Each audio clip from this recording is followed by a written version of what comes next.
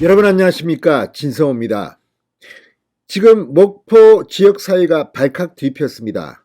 바로 민주당 김원희 의원실의 전 보좌관이었던 이 한 남성의 성폭행 사건 때문입니다.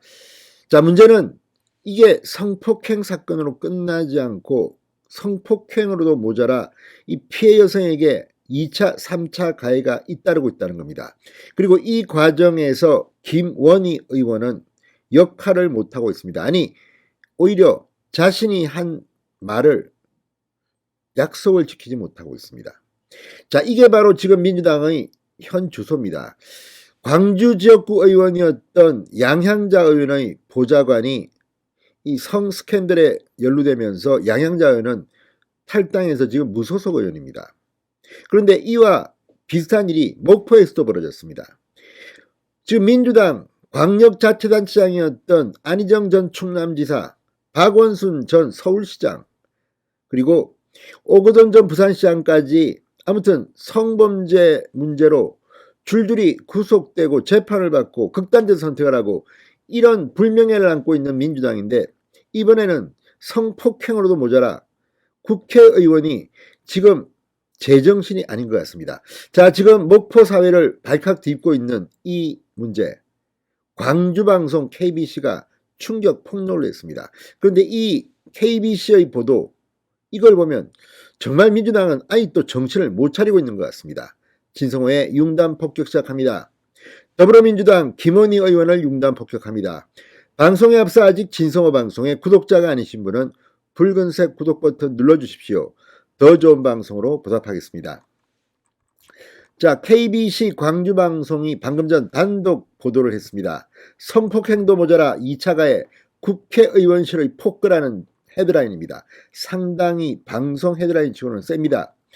자, 지난 1월 KBC가 민주당 김원희 의원의 전 지역보좌관의 동료 여직원 성폭행 사실을 특정 보도했습니다. 그런데 이 피해 여직원은 성폭행 혐의로 전 보좌관을 경찰에 고소했고 민주당 젠더 폭력신고 상담센터에도 알렸다고 합니다.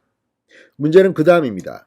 민주당이 정말 공당이라면, 그리고 박지원이라는 26세의 공동비대위원장을 임명할 정도로 이런 젠더 문제에서 적극적이라면 현역 의원들은 여기에 따라야 하는 거 아닙니까? 말로는 2030 여성들을 위한다 뭐 이렇게 떠들면서 실제로 정반대의 일이 지금 목포 지역에서 진행되고 있는 것으로 보입니다. 김원희 의원은 당시 SNS를 통해 피해자 보호와 처벌을 위해 어떤 협조도 아끼지 않겠다, 피해자에 대한 2차 피해가 발생하지 않도록 부탁한다고 밝혔다고 합니다. 그런데 석 달이 지난 뒤 그 성폭행 피해자가 KBC 광주방송을 직접 찾아봤다고 합니다. 상당한 용기가 필요했을 겁니다. 성폭행 피해를 입고도 외롭게 싸우는 자신의 심경을 토로하며 다시 떠올리고 싶지 않은 참혹했던 기억들을 용기 내서 털어놨다고 합니다. 자, 김원희 의원과 민주당은 피해자의 호소에 대해 매뉴얼대로 신속하게 처리하겠다고 밝혔는데 피해자는 절망과 공포감을 호소하고 있다고 합니다. 충격적인 건 김원희 의원의 측근과 한때 동료였던 의원실 직원들의 2차 가해가 지속적으로 있었다는 사실이라고 KBC는 충격 보도를 했습니다.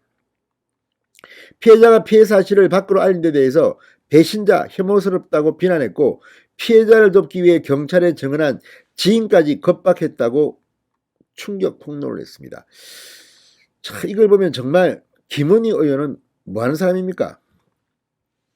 자, 김원희 의원의 지역보좌관인 B씨로부터 2020년 4월, 2021년 7월 두 차례에 걸쳐 성폭행을 당했다고 말했던 이 피해 직원, 고심 끝에 뒤늦게 김원희 의원에게 이런 사실을 알렸고 민주당 젠더 폭력 신고 상담센터 피해 접수에 이어 경찰에 고소장을 제출했습니다.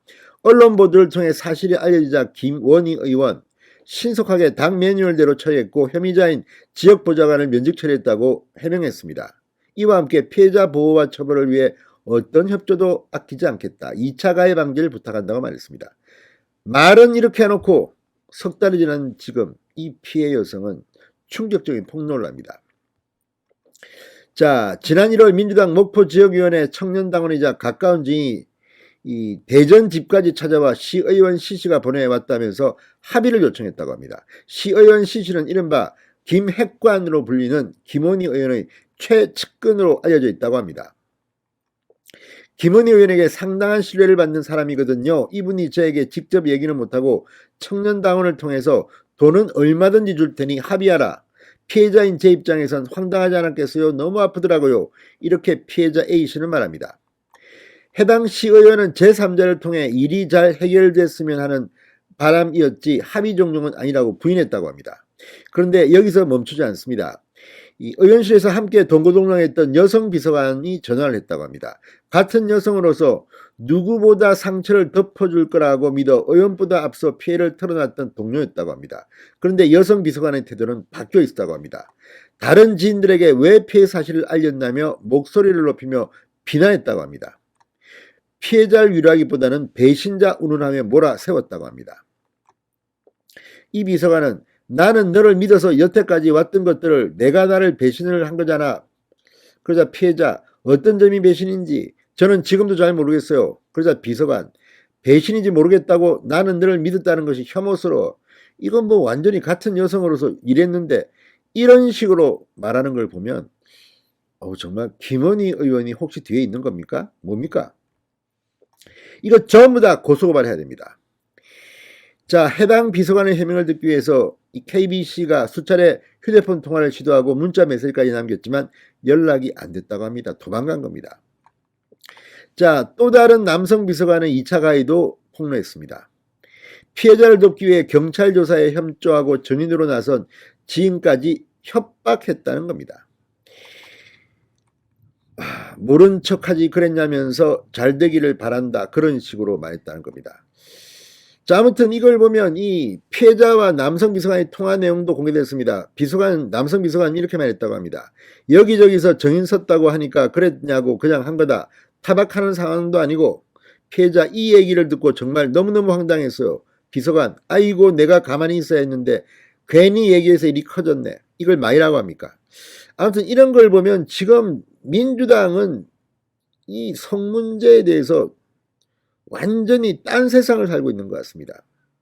지방선거가 얼마 남지 않았습니다. 이 문제를 공개적으로 제기한 것이 KBC 광주방송입니다. 자, 이 KBC는 김원희 의원과의 통화도 공개했습니다. 김원희 의원 이렇게 말했다고 합니다. 인터뷰입니다. 이런 친구들한테는 구두 경고를 하면 되는 거야.